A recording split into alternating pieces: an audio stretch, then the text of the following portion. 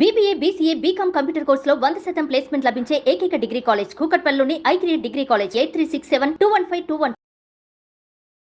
నమస్తే అమ్మా. నమస్తే అమ్మా. కృష్ణాష్టమి రోజు కృష్ణం వందే జగద్గురుం అంటాం కదా, జగద్గురువు ఆయనే. ఇప్పుడు కృష్ణుడు కన్నయ్య అనంగానే చిన్ని బాలకృష్ణుడు ఆయనే. భలే ఉంది కదమ్మా కంపారిజన్. అసలు ఆయన అడుగులు అడుగులు ఎలా వేస్తూ అలా ధర్మాన్ని మనందరికీ బోధిస్తూ వెళ్ళిపోయాడు. మరి అలాంటి ఆయన్ని కృష్ణాష్టమి రోజు వ్రతం ఆచరించాలి అనుకుంటే ఎలా చేయాలమ్మా? ఇట్లా సీక్వెన్స్ వైజ్గా ఇలా చేసుకోండి సింపుల్గా హ్యాపీగా అని చెప్పడానికి.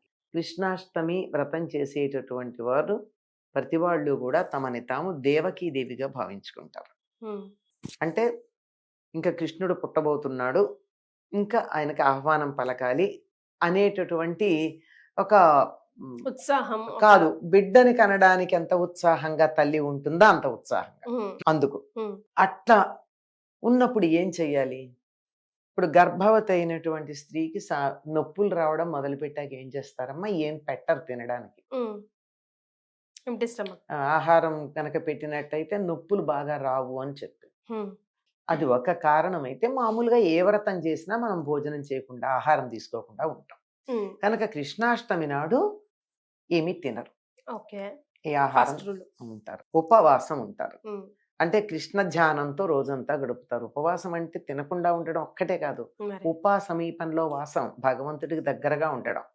అలా ఉండి పగలంతా కృష్ణ సంబంధమైనటువంటి కీర్తనలు చదువుకుంటూ ఏదో స్తోత్రాలు చేసుకుంటూ, ఉదయం మామూలుగా చేసుకునే పూజాధికారులు అవి ఏముంటాయి అవన్నీ చేసుకుంటారు కదా, అవన్నీ చేసుకుంటూ సాయంకాలం అయ్యేటప్పటికీ సూర్యాస్తమయ సమయానికి అంతకు ముందే అప్పుడు కూడా దీపం అది పెట్టుకుని ఈ లోపలే ఏం చేస్తారంటే ఇంటి ముందు ఇది తమిళ సాంప్రదాయం, ఈ మధ్య మనం అందరం కూడా పాటిస్తూ ఉన్నాం. కృష్ణుడు ఇంటికి వస్తాడు అని చెప్పి బుజ్జి పాదాలు వేస్తారంటే ఆ కాళ్ళల్లో ఆ వాటిల్లో అడుగులు వేసుకుని వస్తాడు. కానీ గర్భవతి కడుపులోంచి వచ్చేటటువంటి వాడు అడుగులు వేసుకుంటూ వస్తాడా? అది కూడా చేయడు కదా, అలా వచ్చేస్తాడు అంతే. అలాంటిది ఒక నమ్మకం, మనకు ఒక సంప్రదాయం, ఒక ఆచారం, మనకి ఇష్టమైనటువంటివి చేసుకుంటాం. అట్లా చేసి సాయంకాలం నుంచి కృష్ణ సంబంధమైనటువంటి స్తోత్రాలు పగలు కూడా అవే చేస్తాం, చేసుకుంటూ ఉండి అర్ధరాత్రి 12 గంటలకు ఆయన జన్మించాడు. ఆ సమయానికి ముందు దాకా సత్కాలక్షేపం చేస్తూ అప్పుడు కృష్ణుని పూజిస్తారు. మనందరికీ అన్ని రకాలుగా పూజించడం అవి రాకపోవచ్చు, అందుకని భాగవతం తీసుకుని కృష్ణ జనన ఘట్టం చదువుతాం. దశమస్కంధంలో కృష్ణుడు అవతరించినటువంటి ఘట్టం. ఎందుకు అది చాలా ప్రధానమైంది అంటే అక్కడ కృష్ణుడు అవతరించబోతున్నాడని చెప్పి ఆ చెరసాలలోకి దేవతలు ఋషులు వాళ్ళందరూ వచ్చి అక్కడ నిలబడి తొందరగా అవతరించని కీర్తిస్తూ ఉంటారు. వాళ్ళ కీర్తనలు కూడా ఉన్నాయి, ఇక్కడ భాగవతంలో కనపడతాయి. అలా ఉండగా దేవకీదేవి గర్భంలోంచి ఒక్కసారి వాయువు లాంటిది ఒకటి బయటకు వచ్చేస్తుంది. వాయువు లాంటిది అది బయటకు వచ్చేసిన తర్వాత ఎలా ఉందంటే చతుర్భుజాలు, శంఖము, చక్రము, గద, కిరీటము, కేయూరాలు, అంగదాలు, ఇవన్నీ అలంకారాలతో వైజయంతి మాల ఇవన్నీ ధరించినటువంటి శ్రీ మహావిష్ణువు రూపం అక్కడ కనిపించింది. కనిపిస్తే వాళ్ళందరూ కీర్తించారు. దేవకీ వసుదేవులు, అప్పటికే సిద్ధంగా ఉన్నటువంటి ఋషులు, వీళ్ళందరూ కూడా అందరూ కీర్తించారు. కీర్తించిన తరువాత ఏం చెయ్యాలో వాళ్ళకి దిశానిర్దేశం చేశాడు విష్ణువు.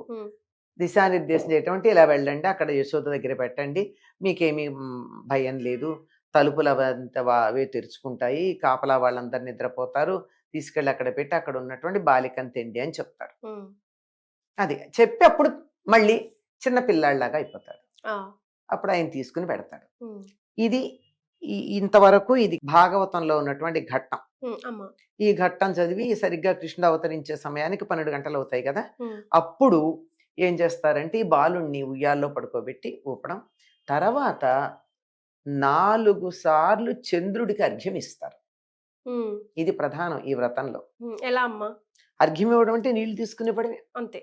ఏదైనా మంత్ర సహితంగా చేయాలా? అదే మంత్రం ఉంటుంది కదా, దానికి సంబంధించిన మంత్రం ఉంటుంది, అర్ఘ్య ప్రధాన మంత్రం. ఆ అర్ఘ్య ప్రధాన మంత్రం చెప్పి 4 సార్లు చంద్రుడికి అర్ఘ్యం ఇస్తారు. కానీ మామూలుగా అయితే వసుదేవుడు ఏం చేశాడంటే అప్పుడు చెరసాల్లో ఉన్నాడు గనక గోదానం చెయ్యాలి అంటే ఎక్కడ చేస్తాడు? గోవులు లేవు, మంత్రం చెప్పడానికి పురోహితుడు లేడు, పుచ్చుకోవడానికి ఇంకొక బ్రాహ్మణుడు లేడు ఎదురుగా. మరి కనుక మానసికంగా గోదానం చేస్తాను, ఎన్నో గోవులను దానం చేస్తానని అనుకున్నాడు. అలా తాను అనుకుని సంకల్పం చేసుకోవడం. మనం కూడా ఏం చేస్తామని సంకల్పం చేసుకోవాలి, రేపు పొద్దున ఏం చేస్తామని. ఒకటి రెండు పనులు, ఓకే, మంచి పనులు మంచి పనులు ఏమన్నా అయిన తర్వాత ఇంకా తెల్లవారేదాకా మేలుకునే ఉంటారు. ఆ జాగరణ చేయాలి, జాగరణ చేస్తారు. అందరూ చేయలేరు అనుకోండి, చేయలేని వాళ్ళు పడుకుంటారు. అలా ఆ సమయంలో కృష్ణుడు పుట్టాడు అన్నదానికి మన ప్రాంతీయమైనటువంటి ఆచారం ఏమిటంటే, ఇది వ్రతంలో భాగం కాదు కానీ రకరకాల పిండి వంటలు చేసి రెడీ పెడతారు, పిల్లలు తినేటటువంటివి. చుట్టుపక్కల పిల్లలందరినీ పిలిచి వాళ్ళకి ముందరి నుంచి మధ్యాహ్నం సాయంకాలం నుంచి పెడతారు, ఈ తర్వాత కూడా పెడతారు. ఇప్పుడు పెట్టే ప్రసాదం ఏమిటంటే, కృష్ణుడు పుట్టాడు అనగానే అటు అర్ఘ్యం ఇచ్చేటటువంటి ప్రసాదం ఏమిటంటే కాయం అంటారు. కాయం అంటే తెలుసా? అంటే కట్టెకారం, అంటే బాలెంతలుగా పెట్టేది. ధనియాలు అవన్నీ దంచి, సొంటి అవి దంచి, సొంటి తోక మిరియాలు, పిప్పళ్ళు, మినుగులు, పొట్టుతో ఉన్న మినుగులు లేక మినప్పప్పు, వీటన్నిటిని కొంచెం నేతిలో వేయించి దాన్ని చక్కగా పొడుగా చేసి దాన్ని బెల్లంలో కలిపి నెయ్యి వేసి తయారు చేసి పెట్టింది కట్టెకారం లేక ఇది కాయం, బాలంతగా పెట్టేది. ఇప్పుడు ఈ వ్రతం చేయడానికి కూర్చున్న వాళ్ళందరూ దేవకీదేవిలే కదా, అందరూ అప్పుడే పిల్లాన్ని కన్నటువంటి బాలెంతలే కదా. అందుకని అప్పుడు పెట్టేటటువంటి ప్రసాదం ఏమిటంటే కట్టెకారం. దీనికి రెండు పేర్లు, కట్టెకారం అని కొంతమంది అంటారు, కాయం అని కొంతమంది అంటారు. ఇది అందరికీ ప్రసాదంగా పెట్టి రాత్రంతా మేలుకుని ఉండి అక్కడ భజనలు చేసేవాళ్ళు చేస్తారు, ఉండలేని వాళ్ళు పడుకుంటారు. శరీరాన్ని కూడా చూసుకోవాలి కదా. అది అయిన తర్వాత ఉదయం నిద్ర లేచి యథాప్రకారంగా చేయవలసినటువంటి పూజలు మామూలుగా ఉంటాయి కదా. స్నానాధికాలు చేసిన తర్వాత నిత్యం చేసే అనుష్ఠానం ఉంటుంది కదా. అనుష్ఠానం అంతా అయ్యాక మళ్ళీ అప్పుడు కృష్ణుని పూజించి పిండి వంటలతో వంటలు చేసి అందరికీ భోజనాలు పెడతారు. ముందుగా పిల్లలకి, బ్రాహ్మణులకి పెట్టిన తర్వాత వృద్ధులు మొదలైన వాళ్ళు కూడా వాళ్ళతోనే అయిపోయాక అప్పుడు ఈ వ్రతం చేసుకున్న వాళ్ళు భోజనం చేస్తారు. అప్పటికి కృష్ణాష్టమి వ్రతం పూర్తవుతుంది. ఆ రోజు అందరం చెప్పుకోదగ్గ మంత్రం ఏదైనా ఉందా? క్లీం కృష్ణాయ గోవిందాయ గోపీజన వల్లభాయ స్వహ. ఈ మంత్రాన్ని ఏది చేయకపోయినా గాని, ఈ మంత్రం అంతా చదవకపోయినా గాని, ఒక్క కృష్ణుడికి సంబంధించినటువంటి కుంతీదేవి చేసిన స్తోత్రం ఉందమ్మా, ఇది చదువుకుంటే కృష్ణ కథ అంతా అందులో ఉంటుంది. ఆ ఒక్కడి చదువుకున్నా చాలు.